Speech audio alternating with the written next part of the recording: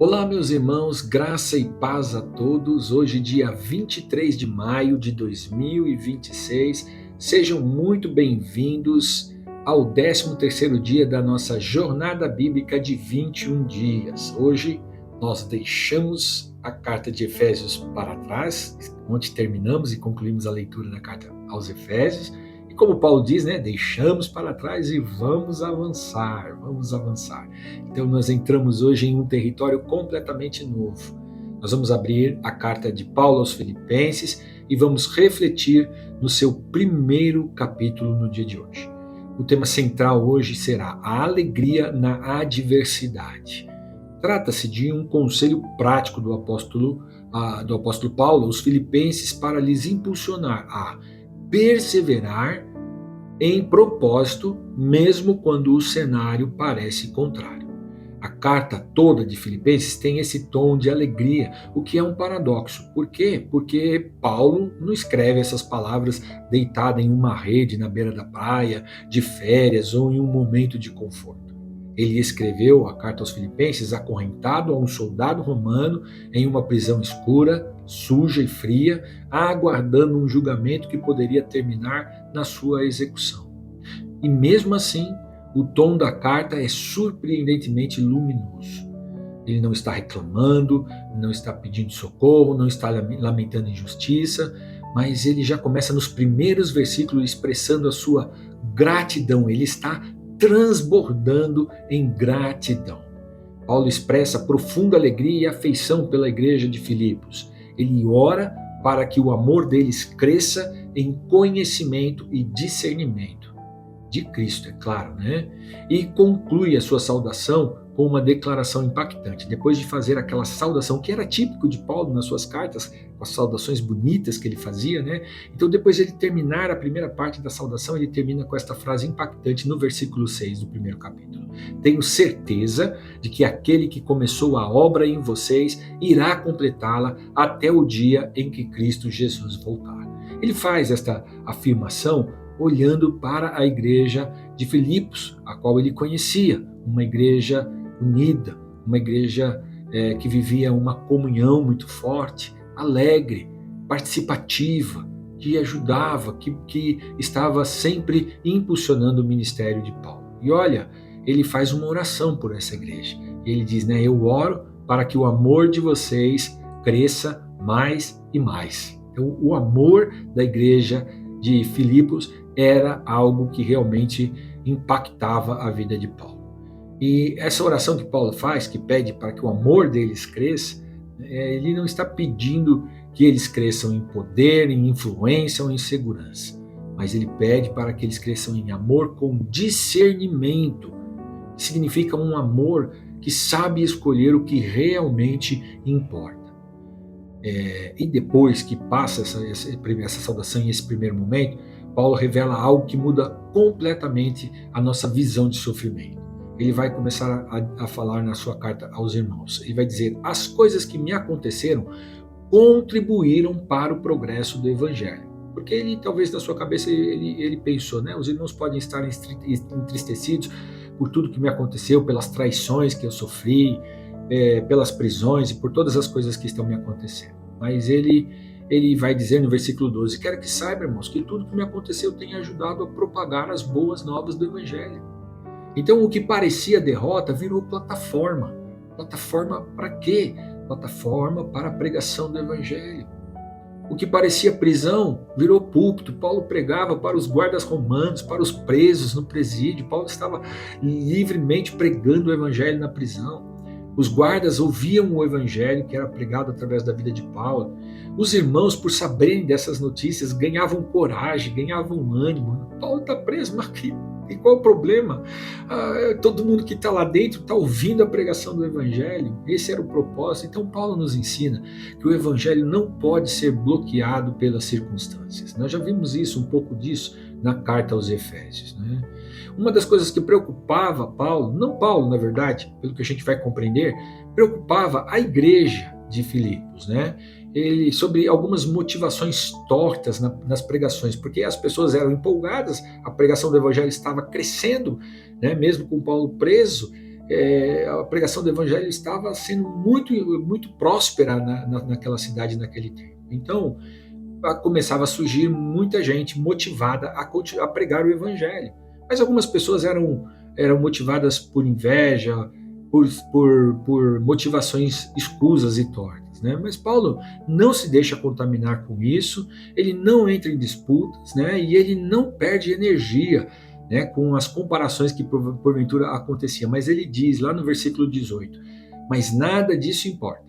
Sejam as motivações deles falsas, sejam verdadeiras, a mensagem a respeito de Cristo está sendo anunciada, e isso me alegra, e continuarei a me alegrar.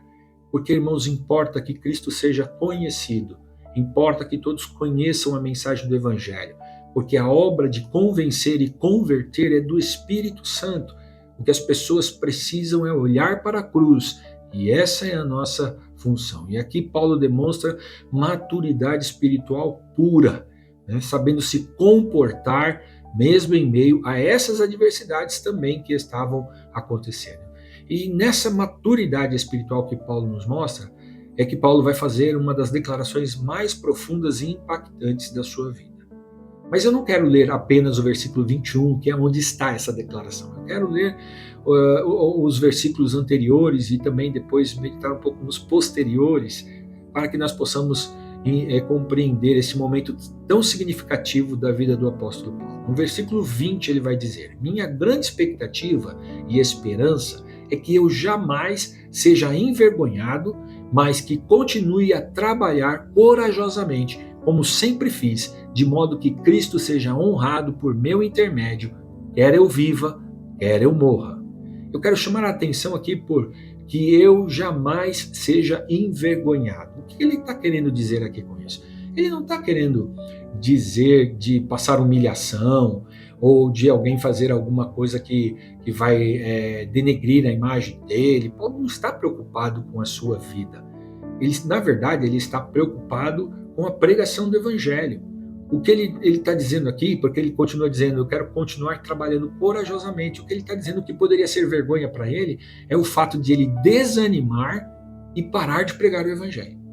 Por causa das circunstâncias, ele perder o ânimo, perder a alegria e se submeter a não pregar o evangelho. É isso que Paulo está dizendo aqui. Olha que coisa tremenda. E aí então é que ele vai soltar esta frase tão profunda e tão tremenda. Pois para mim o viver é Cristo e o morrer é lucro. Paulo não está romantizando a morte. Ele está dizendo que Cristo é o centro absoluto da vida dele. Se ele viver, ele frutifica. Se ele morrer, ele encontra com Cristo. Mas em qualquer cenário, ele se declara mais do que vencedor. E isso é impactante. E aí então, na continuidade desse discurso de Paulo, dessa conversa, dessa frase tão impactante que nós chamamos de versículo, Paulo entra em um papo muito cabeça. Eu queria acreditar que ele estivesse tendo esse papo com aquele guarda que estava algemado com ele, mas a gente sabe que não, né? Porque quem escreve essa carta, a princípio, tudo indica que seja Timóteo. Mas eu quero pensar que os próximos versículos Paulo estivesse discursando ele com o soldado que estava algemado com ele, ouvindo essa conversa. Ele vai dizer no versículo 22: mas se eu continuar vivendo, poderei ainda fazer algum trabalho útil. Então, não sei o que devo escolher. Aí ele dá uma olhadinha para o guarda. O que eu devo escolher? Isso é eu pensando, tá, irmãos? Estou cercado pelos dois lados, pois quero muito deixar esta vida e estar com Cristo, o que é bem melhor. Porém, por causa de vocês, é muito mais necessário que eu continue a viver. E como estou certo, sei que continuarei vivendo e ficarei com todos vocês para ajudá-los a progredirem e a terem a alegria que vem da fé. Olha que coisa tremenda. Paulo estava dizendo que ele quer, enquanto ele viver, continuar pregando o evangelho para que as pessoas possam entender qual é o motivo dessa alegria que ele tem, que mesmo em meio a cadeias e a circunstâncias difíceis, ainda assim ele continua alegre no Senhor. Que coisa tremenda. E aí ele vai para o final deste primeiro capítulo, né, com um chamado pastoral muito forte. Vivam de modo, os últimos versículos ele vai dizer, estou resumindo, vai dizer mais ou menos assim: vivam de modo digno do Evangelho, permaneçam firmes, lutem juntos e não tenham medo. Ele traz uma exortação à firmeza e à unidade. A igreja deve permanecer firme, unida e corajosa diante das lutas. É como se Paulo dissesse: vocês não controlam o que acontece com vocês, mas vocês controlam como é que vocês se comportam diante dos acontecimentos e das circunstâncias difíceis na vida de vocês. A alegria de Paulo, pelo que nós vimos na reflexão deste capítulo, a alegria de Paulo não nasce das circunstâncias, mas do propósito, o propósito que ele tinha de honrar a Jesus com a sua vida por causa do amor do Evangelho. Ele não está feliz porque está tudo bem, ele está preso, mas ele está feliz porque Cristo está sendo formado nele e através dele, mesmo na prisão. O filósofo Viktor Frankl, sobrevivente dos campos de concentração, escreveu: quem tem um porquê enfrenta quase qualquer como. Paulo tinha um porquê. O porquê dele era Cristo, honrar a Cristo, glorificar o nome de Jesus. E quando o porquê é Cristo, nenhum como pode nos abater, nos destruir ou nos fazer parar. Quando Cristo é o centro da nossa vida, nós nos tornamos imbatíveis diante das circunstâncias. Nós não perdemos o medo de sofrer, mas o seu sofrimento ganha um propósito eterno. Sempre teremos medo das circunstâncias que se levantam ao nosso redor. Mas se nós temos um propósito, e se esse propósito é Cristo, então nós temos um propósito que é eterno. E ele está muito além das riquezas ou das coisas desta vida. Então, fica aqui o nosso conselho de hoje. Mude a sua lente. O que está acontecendo com você é menos importante do que o que Deus quer fazer através de você. O seu sofrimento não é o fim da sua história, mas é o cenário propício que Deus escolheu para mostrar a graça dele através da sua vida. Pare de perguntar por que eu estou passando por isso. Transforme as suas adversidades na sua missão. Transforme a dor em plataforma.